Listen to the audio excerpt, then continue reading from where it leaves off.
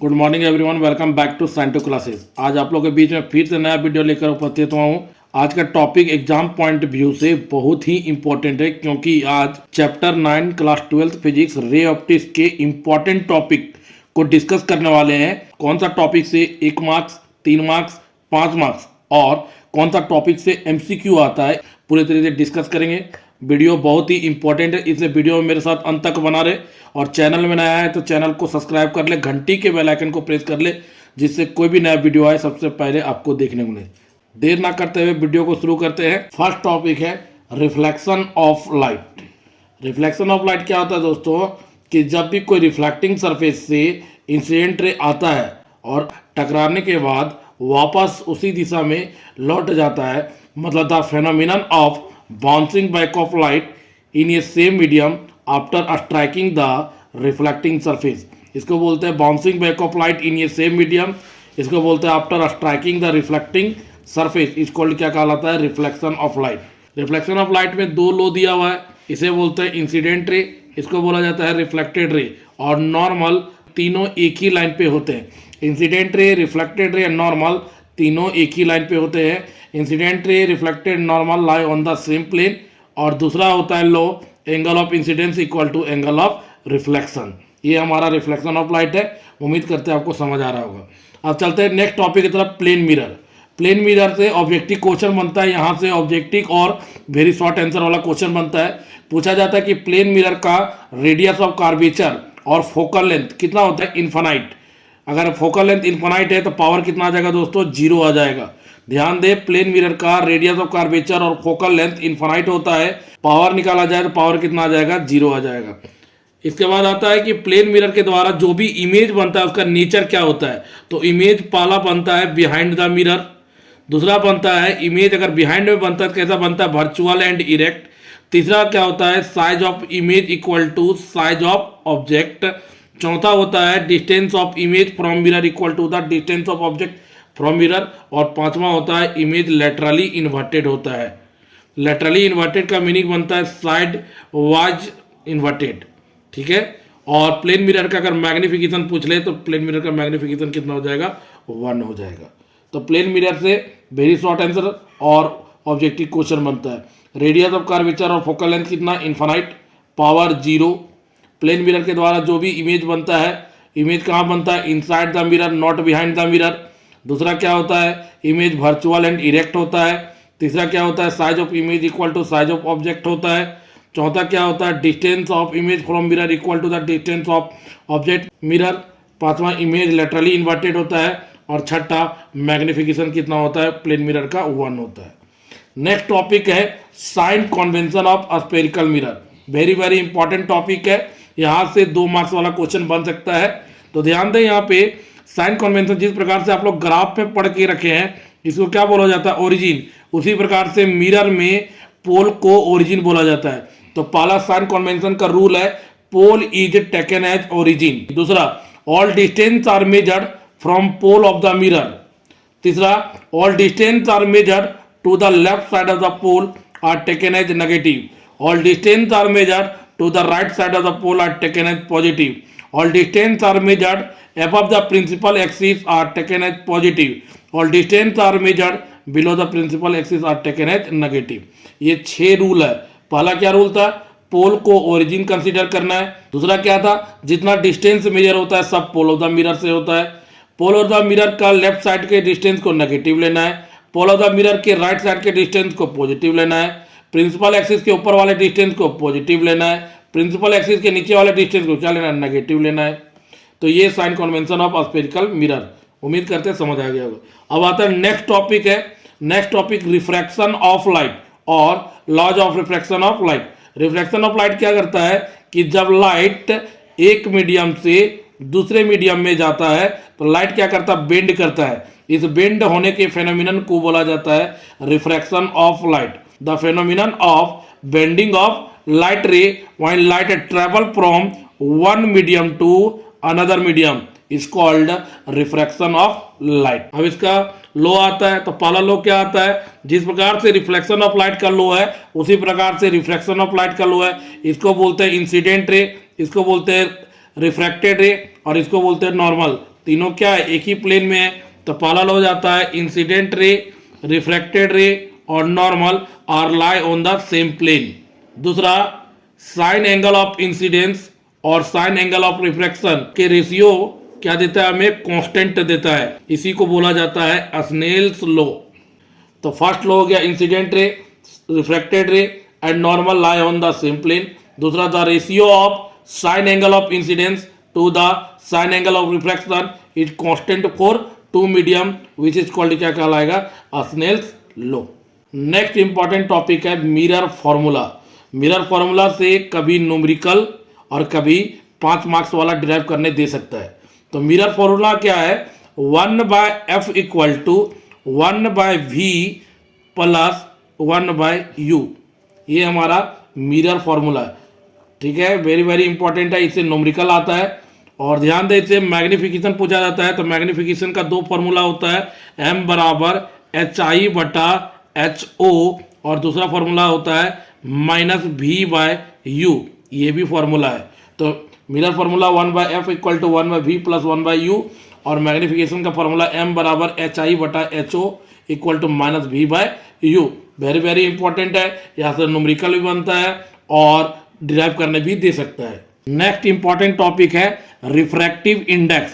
Refractive index को mu से denote करते हैं और म्यू इक्वल टू होता है c/v। इसको ध्यान दें, रेशियो बोला जाता है, तो ratio of speed of light in vacuum, बीच वाला लाइन को बोलेंगे to the speed of light in medium, is called refractive index. Refractive index का वैल्यू हर हालत में 1 से बड़ा या 1 के बराबर होना चाहिए। रिफ्रैक्टिव इंडेक्स का मैक्सिमम जो वैल्यू होता है वो होता है डायमंड का, और जो मिनिमम होता है एयर का, और एयर का रिफ्रैक्टिव इंडेक्स कितना होता है, 1। ठीक है, और उसके बाद आता है रिफ्रैक्टिव इंडेक्स डिपेंड किस पे करता है, पहला नेचर ऑफ द मीडियम पे, दूसरा कलर ऑफ लाइट रे, और तीसरा टेम्परेचर पे डिपेंड करता है। तो टेम्परेचर पे कैसे डिपेंड करता है, μ1 टेम्परेचर, ये वेरी वेरी इंपॉर्टेंट है। नेक्स्ट इंपॉर्टेंट टॉपिक है स्नेल्स लॉ। स्नेल्स लॉ क्या होता है, रेशियो होता है, क्या रेशियो होता है, sine angle of incidence to the sine angle of refraction is constant for two medium which is called refractive index, Snell's law है। नेक्स्ट इंपॉर्टेंट टॉपिक है क्रिटिकल एंगल। क्रिटिकल एंगल बोला जाता है कि जिस एंगल ऑफ इंसिडेंस में angle of refraction 90 degree बन जाए, मतलब ये हो गया IIC के बराबर, उसमें R कितना हो जाएगा, 90 के बराबर हो जाएगा। इस कंडीशन को क्या बोला जा रहा है, critical angle. The angle of incidence for which angle of refraction कितना बन जा रहा है, बिकम 90 डिग्री। इसको डिनोट करते हैं क्रिटिकल एंगल को IC से, और इसका फॉर्मूला होता है साइन इनवर्स 1/μ हो जाता है। ठीक है, ये क्रिटिकल एंगल का फॉर्मूला है, वेरी वेरी इंपॉर्टेंट है क्रिटिकल एंगल। यहाँ से 3 मार्क्स वाला या ऑब्जेक्टिव क्वेश्चन या 1 मार्क्स वाला क्वेश्चन बन जाता है। नेक्स्ट इंपॉर्टेंट टॉपिक है टोटल इंटरनल रिफ्लेक्शन। पहले कंडीशन के जानिए, टोटल इंटरनल रिफ्लेक्शन कंडीशन, हमेशा लाइट ट्रैवल करना चाहिए डेंसर से रेयरर। लाइट जब भी डेंसर से रेयरर जाएगा तो लाइट क्या करेगा, नॉर्मल से दूर बेंड होगा। और दूसरा कंडीशन होना चाहिए कि जो एंगल ऑफ इंसिडेंस है वो क्रिटिकल एंगल से क्या होना चाहिए, ज़्यादा होना चाहिए। तो when light travel from denser to rare medium such that angle of incidence greater than critical angle then total ray reflected back into the same medium, this phenomenon is called total internal reflection.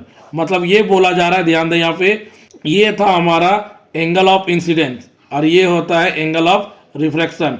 दूसरा वाला angle था जब IC हो रहा था तो angle of reflection कितना हो जा रहा था, 90 डिग्री। जब यहाँ से तीसरा वाला निकला तो ये देखिए ध्यान से, IC से ज़्यादा हुआ तो ये लाइट क्या हो गया, इधर आ जाएगा, टोटल रे रिफ्लेक्टेड। ठीक है, तो ये लाइट रे ट्रैवल करना चाहिए डेंसर से रेयर, और दूसरा angle of incidence critical angle से ज़्यादा होना चाहिए।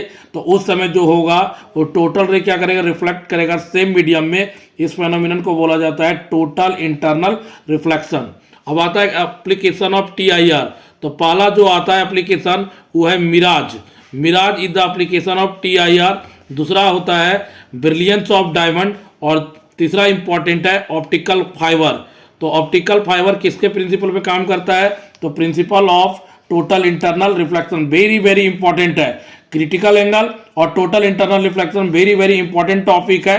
टोटल इंटरनल रिफ्लेक्शन का कंडीशन क्या है? लाइट ट्रेवल करना चाहिए डेंसर से रेयर, और क्रिटिकल एंगल से एंगल ऑफ इंसिडेंस क्या होना चाहिए? ज्यादा होना चाहिए। उस समय जो टोटल रे होगा रिफ्लेक्ट कर जाएगा सेम मीडियम में। इस फेनोमेनन को बोलते हैं total internal reflection. Application of total internal reflection क्या आता है? Mirage, optical fibre, brilliance of diamond, ये सारा का सारा क्या है? ये हमारा टोटल इंटरनल रिफ्लेक्शन का एप्लीकेशन है। अब आते हैं 10 number, refraction through a spherical surface. यहाँ पे ध्यान दे, मान लेते हैं एक कॉन्वेक्स स्फेरिकल सरफेस लेते हैं इस प्रकार से, बाहर में रेयर मीडियम है और अंदर में डेंसर मीडियम है। डेंसर मीडियम के रिफ्रैक्टिव इंडेक्स को μ2 मानते हैं और रेयर मीडियम के रिफ्रैक्टिव इंडेक्स को μ1 मानते हैं। वो हमारा क्या? Point object. यहाँ से लाइट रे निकलता है तो यहाँ पे जाता है। उसके बाद ध्यान दे दोस्तों, जब भी मीडियम चेंज करेगा तो क्या ड्रॉ करते हैं? नॉर्मल ड्रॉ करते हैं। नॉर्मल कहाँ से पास होता है? सेंटर ऑफ कर्वेचर से। अब ध्यान दे, रेयर से डेंसर जा रहा है तो लाइट किधर करेगी? ये देखिए इधर 5 है और डेंसर कितना वाट है? 6। तो लाइट किधर बेंड करेगा? नॉर्मल की तरफ। तो नॉर्मल की तरफ बेंड कर देते हैं इस लाइट को, तो इस प्रकार से बेंड हो गया और ये हमारा क्या बन गया? इमेज बन गया। तो ध्यान दे, ये हमारा ऑब्जेक्ट डिस्टेंस हो गया, ये हमारा रेडियस ऑफ कर्वेचर हो गया और ये हमारा क्या हो गया? Image distance. तो रिफ्रैक्शन थ्रू स्फेरिकल सरफेस जो निकल के आता है μ2 माइनस μ1, इधर भी क्या लिखेंगे? μ2 माइनस μ1, और नीचे क्या हो जाएगा? रेडियस ऑफ कर्वेचर, और यहाँ पे हो जाएगा इमेज डिस्टेंस और यहाँ पे क्या हो जाएगा? Object distance. ये हमारा फाइनल एक्सप्रेशन आता है रिफ्रैक्शन थ्रू स्फेरिकल सरफेस। इस बार के लिए वेरी वेरी इंपॉर्टेंट टॉपिक है, 5 मार्क्स वाला, 2025 में एग्जाम में जरूर पूछा जाएगा। इसलिए दोस्तों इसको जरूर पढ़ ले, एग्जाम में 5 मार्क्स का है। अब आते हैं नेक्स्ट टॉपिक है लेंस मेकर फॉर्मूला।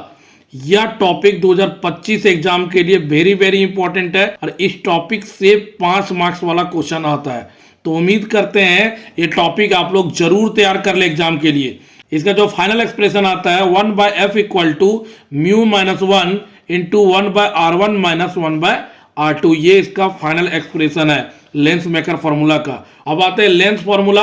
तो लेंस फॉर्मूला क्या होता है? 1/f equal to 1/v minus 1/u हो जाएगा लेंस फॉर्मूला, और इसका न्यूमेरिकल बहुत ही इंपॉर्टेंट है, तो आप इसको ध्यान से न्यूमेरिकल इसका कर लें। नेक्स्ट इंपॉर्टेंट टॉपिक है combination of lens. Combination of lens में 3 टाइप का कॉम्बिनेशन है। पहला कॉम्बिनेशन होता है कॉन्वेक्स कॉन्वेक्स, दूसरा कॉम्बिनेशन होता है कॉनकेव कॉनकेव, और तीसरा कॉम्बिनेशन होता है कॉनकेव कॉन्वेक्स। ध्यान दे, तीनों का जो फाइनल एक्सप्रेशन आता है, तीनों का फाइनल एक्सप्रेशन सेम होता है 1/f equal to 1/f1 plus 1/f2। ये तीनों का फाइनल एक्सप्रेशन आता है। 1/f को क्या बोलते हैं? पावर। तो P बराबर P1 प्लस P2 हो जाएगा। ये तीनों का फाइनल एक्सप्रेशन जो आएगा 1/f equal to 1/f1 plus 1/f2 equal to 1/f को क्या बोलते हैं? पावर। तो पावर बराबर क्या हो जाएगा? P1 प्लस P2 हो जाएगा। अब आते हैं नेक्स्ट टॉपिक है prism formula. Prism formula very very important इस बार एग्जाम के लिए, 2025 एग्जाम, इससे 5 मार्क्स का क्वेश्चन बन जाएगा इस बार।